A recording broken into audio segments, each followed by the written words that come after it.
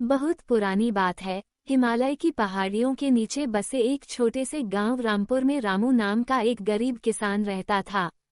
रामू के पास विरासत में मिली एक ऐसी जमीन थी जिसे पूरा गांव शापित और पथरीली मानता था। वो जमीन गांव के एक ऊंचे टीले पर थी, जहां दूर दूर तक सिर्फ कंकड़ पत्थर और सूखी झाड़ियां ही नजर आती थीं। गांव के बड़े बड़े जमींदार रामू का मजाक उड़ाते हुए कहते थे कि रामू, तू इस पत्थर पर हल चलाकर अपनी जवानी और वक्त दोनों बर्बाद कर रहा है। बेहतर होगा कि तू शहर जाकर किसी की गुलामी कर ले। लेकिन रामू के मन में अपनी मिट्टी को लेकर एक अलग ही जिद थी। वो रोज सुबह सूरज निकलने से बहुत पहले, जब पूरा गांव गहरी नींद में होता था, अपने दो बूढ़े और कमजोर बैलों को लेकर खेत पर पहुंच जाता था। उसका संघर्ष इतना आसान नहीं था। हर दिन वो बड़े बड़े पत्थरों को अपने हाथों से खोदकर निकालता और उन्हें कंधे पर लादकर खेत से दूर फेंकाता। उसके हाथों की खाल उधड़ गई थी, उंगलियों से खून निकलता था और पैरों में गहरे घाव हो गए थे, लेकिन उसने कभी उफ तक नहीं की। उसकी पत्नी जानकी रोज दोपहर में उसके लिए 2 सूखी रोटियां और पानी लेकर आती और उसकी हालत देखकर रोने लगती। वह कहती कि क्या हमें पूरी जिंदगी इसी धूल और पत्थर के साथ बितानी है।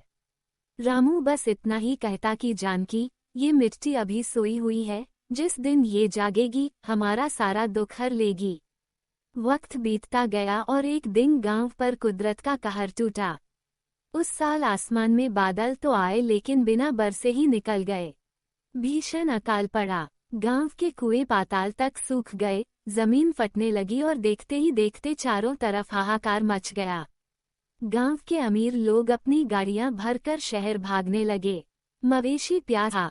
गांव के मुखिया ने जाते जाते रामू से कहा कि अब तो मान किसान, यहाँ मौत के सिवा कुछ नहीं बचा।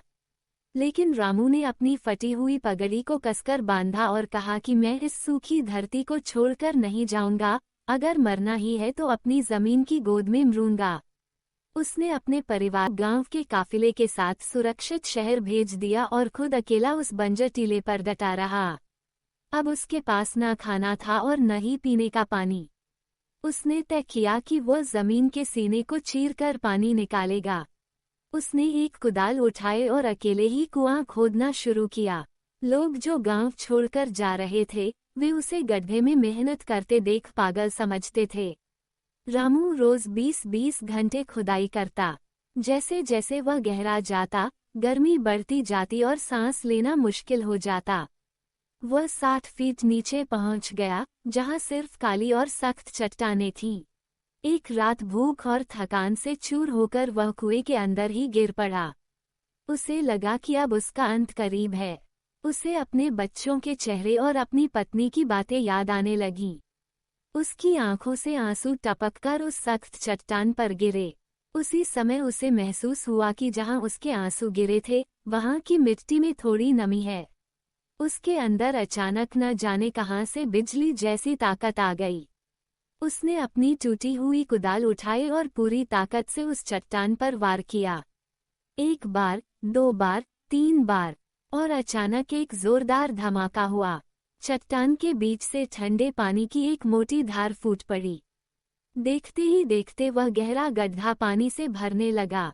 रामू अपनी जान बचाकर रस्सियों के सहारे ऊपर आया और जमीन पर लेटकर फूट फूट कर रोने लगा।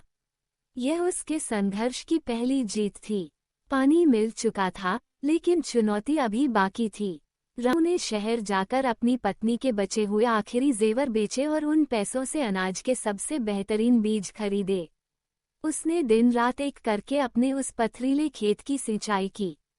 जहां कभी धूल उड़ती थी, वहां अब नन्हे नन्हे हरे अंकुर निकलने लगे थे। वो एक एक पौधे की देखभाल अपने बच्चे की तरह करता था। जब गांव के लोग अकाल खत्म होने के बाद वापस लौटे, तो उन्हें अपनी आंखों पर यकीन नहीं हुआ। पूरा गांव अभी भी धूल और सूखे से जूझ रहा था, लेकिन रामू का वह टीला दूर से ही हरा भरा और खुशहाल दिखाई दे रहा था। उसके खेत में गेहूं की ऐसी फसल लहलहा रही थी जैसे किसी ने जमीन पर सोने की चादर बिछा दी हो। उस साल रामू ने इतना अनाज पैदा किया कि उसने न केवल अपना पेट भरा, बल्कि पूरे गांव के लिए मुफ्त में अनाज और पानी का इंतजाम किया।